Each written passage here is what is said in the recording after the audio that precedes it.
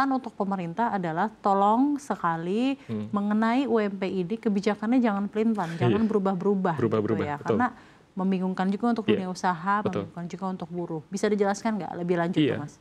Dalam kurun waktu dari 2015 saja sampai dengan tahun 2024 ya, kira-kira sudah ada 3 pergantian dan 4 yang terbaru ini. Kita coba flashback lagi di tahun 2015 di awal era Presiden Pak Jokowi waktu itu kita pemerintah mengeluarkan PP 78 2015 dengan instrumen rumus kalau tidak salah adalah pertumbuhan ekonomi plus inflasi pada saat itu. Kemudian PP 78 ini 78 2015 kemudian diganti lagi nih.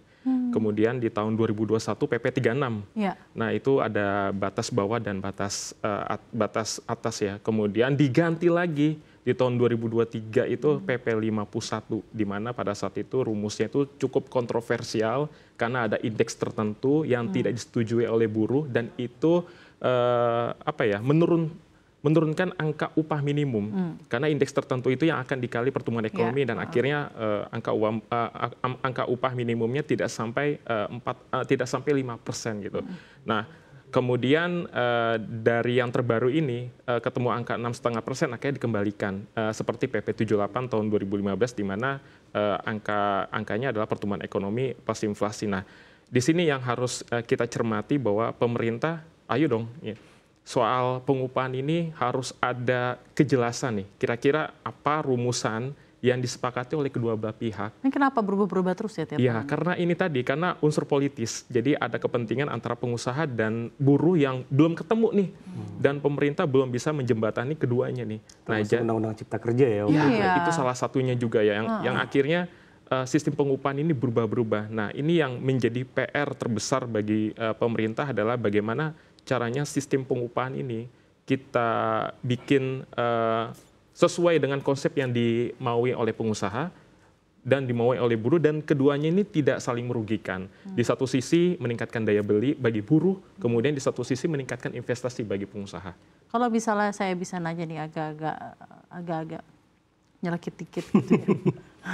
Kira-kira kalau paling ideal tuh di pemerintahan mana sih yang buruhnya tuh disejahterakan, tapi daya beli masyarakat tetap tinggi, tapi pengusaha juga bisa menikmati daya beli masyarakat yang baik. Apa yang bisa kita ambil contoh dari situ? Mungkin kalau nggak pemerintahan Indonesia, kalau terlalu sensitif, mungkin study case dari negara lain gitu ya, yang buruhnya baik, pengusahanya juga bagus gitu. Atau kan memang sebenarnya keadaan dunia sedang tidak baik secara global, atau bagaimana sih Anda melihatnya? Mungkin Mas Michael dulu deh. Iya, Indonesia aja sebenarnya nggak masalah, karena tidak ada yang pernah puas sebenarnya dengan angka yang tepat gitu ya untuk upah minimum ini. Gitu. Tapi kan kita bisa lihat tolak ukur idealnya yang agak mendekati ideal gitu. Iya, kita lihat tolak ukurnya itu misalnya seberapa besar buruh demos di Istana Negara atau DPR gitu ya.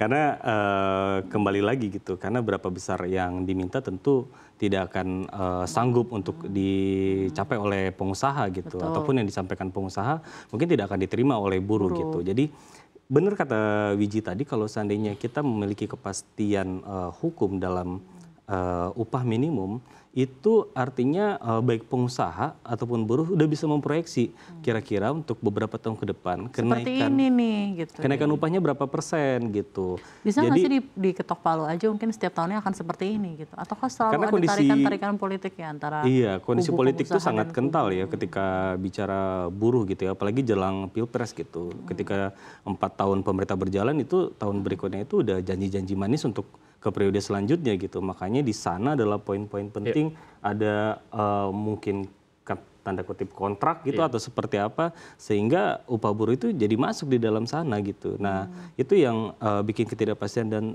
yang paling penting ketika ketidakpastian itu ada, itu yang mengganggu investasi ke depannya gitu. Apa yang tim redaksi CNBC Indonesia bisa berikan saran kepada pemerintah mengenai keadaan buruh ini ya? Mungkin terutama dari segi regulasi lah ya ke depannya gitu. Iya, kalau dari redaksi mengharapkan yang pertama angka 6,5% ini tidak diimbangi dengan beban biaya baru. Artinya ini UMP naik sekitar 6,5%. Ya udah, gitu. Tapi jangan ditambah pajak tapi lagi. Bukan berarti PPN, BPJS Kesehatan dan yang lain-lain itu harus naik juga tahun depan gitu. Jadi 6,5% ini untuk memperbaiki daya beli supaya mereka bisa bertahan hidup dan melanjutkan kehidupannya gitu. Nah, Dan yang kedua, untuk pengusaha apa nih kipas-kipasnya? Untuk pengusaha memang diharapkan mencari inovasi baru ya, karena kita lihat beberapa industri yang tertekan memang harus berkonsolidasi gitu. Misalnya tekstil, ya udah harus dibicarakan dengan pemerintah atau stakeholder terkait bagaimana ini industrinya tidak mati gitu. Dan pemerintah juga terutama juga harus concern mengenai hal itu, jangan terus mengucapkan ekonomi kita baik-baik saja gitu. Itu sangat penting gitu. Jadi industrinya itu beneran dalam kondisi bagus atau tidak gitu. Kalau tidak ya dibenahi gitu. Kalau bagus ya dilanjutkan gitu. Jadi mungkin narasinya harusnya Mas Wiji, ekonomi kita untuk menuju baik-baik saja harus bekerja lebih keras lagi. Begitu kali ya? Betul sekali. Mungkin ada tambahan dari Mas Wiji. Ya, artinya PR yang harus diselesaikan pemerintah ini adalah bagaimana menyusun regulasi tentang pengupahan, dan jangan lagi pengupahan ini menjadi polemik yang terjadi setiap tahun, karena males juga ya kita ya setiap tahun harus setiap akhir tahun atau bulan November ini selalu ada drama-drama tentang upah minimum gitu. Dan ini capek juga untuk tarik-menarik kepentingan, tarik-menarik interest. Betul. Nah, ini yang harus segera diselesaikan. Bagaimana apakah memang membuat aturan baru dengan adanya lagi keterlibatan Dewan Pengupahan, atau memang sudah ditekan aja nih kira-kira rumus formulasi perhitungan upah minimum seperti apa, apakah yang idealnya seperti ini, inflasi plus pertumbuhan ekonomi, karena dari situ kita bisa baca nih berapa inflasi yang terjadi di tahun ini dan pertumbuhan ekonominya berapa, sehingga bisa memastikan bahwa oh ternyata angka upah minimumnya harus naik segini, atau ada beberapa formulasi lain yang dipertimbangkan pemerintah sehingga itu menjadi win-win solution antara buruh dan pengusaha. Jadi itu saran dari redaksi CNBC Indonesia ya. Kita harapkan sebenarnya lagi-lagi ya masalah upah minimum ini setiap tahunnya semoga terjadi titik tengah gitu ya. Tapi sepertinya ini juga masih akan terus bergulir sampai regulasinya benar-benar bisa pakem ya. Ya, dan komunikasi yang terjalin antara pengusaha dan buruh bisa berlangsung dengan baik ya. Karena kalau misalnya memang lagi-lagi keputusan ini tidak diketahui pengusaha, tidak diketahui oleh buruh, pasti akan ada polemik either dari satu sisi ataupun dari dua sisi gitu ya pastinya tentunya.